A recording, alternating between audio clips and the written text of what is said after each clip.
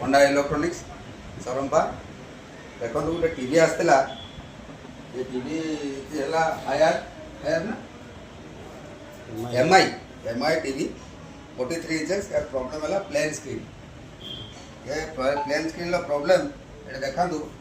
Actually one side ये गोटे tackle गोटे साइड हो शॉर्ट हो जाए मुझे टेपिंग करी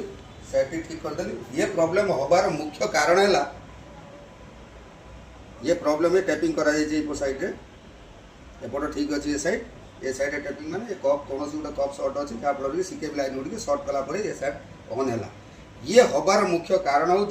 या जरी ये देखो जरी कंपनी निजे देती देखा टे कंपनी निजे देती remove the protection sealed after installation ये जरी गुड़िक से काढ़ुना जहाँफल कि मुख्य ये सब प्रॉब्लम हबार मुख्य कारण है पंडा इलेक्ट्रोनिक्स।